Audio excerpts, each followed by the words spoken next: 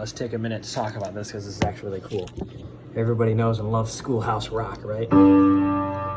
I'm just a bill, yes, I'm only a bill, sitting here on Capitol Hill. Well, now I'm stuck in committee where I sit here and wait. A few key congressmen discuss and debate. Well, I know I'll be a law someday, at least I hope and pray that I will, but today I'm still just a bill.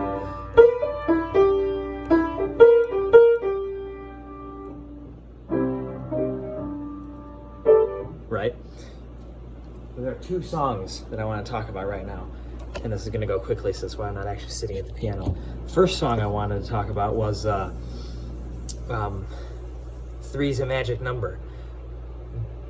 This song, along with the next one that I'm going to talk about, and maybe I'll pull the bench out.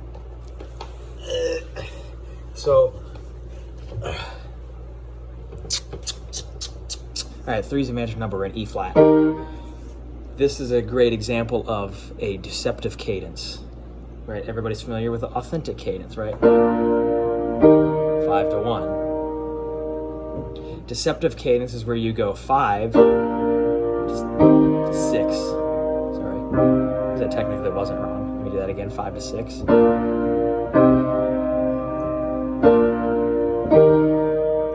to 1. 5 to 6 again.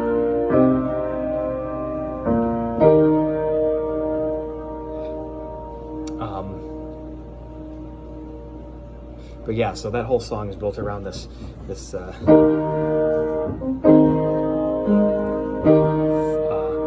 to 4 plagal cadences.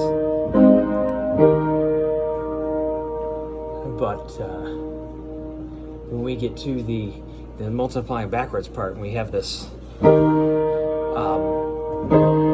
going back and forth here between the 1 and the 4. Eventually we come back to, what is it, 3 times 6? 3 times 6 is 18, 3 times 5 is 15, 3 times 4 is 12, 3 times 3 is 9, 3 times 2 is 6. There's a deceptive cadence right there that goes from the 5 chord to the 6. 3 times 1 is 3, of course. Come back to the 1. This is a good example of deceptive cadence there. The other song was the what's it called? The Suffer Until Suffrage, right? That's the women's the voting rights stuff. How's that? And it's got this. It's like a bluesy sort of nature sort of thing going on here, where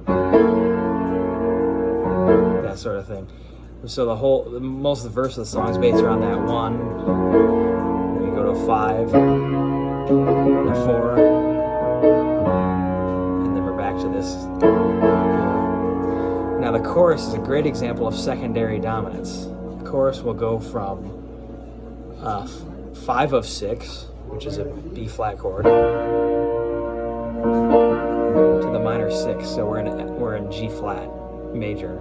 And it's going from the B flat chord, which is the 5 of an E flat minor, which is the 6th chord. So it's going, and then it goes A flat major, which is the 5 of 5, so A flat major, to get to the D flat 7 chord again, and then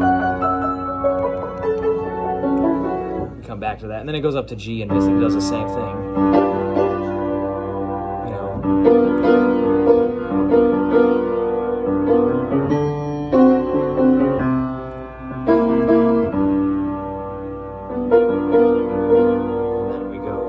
B7. You're suffering, just suffering, not a woman in a woman.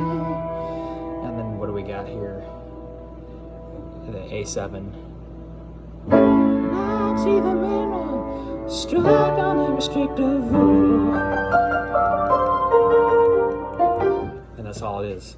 So there's some great examples of the deceptive cadence and secondary dominant use. And that's what they really sound like when you're sitting in a classroom wondering what all this stuff is used for. Well, that's what it sounds like when someone actually uses it in music. Yeah, great examples from Schoolhouse Rock.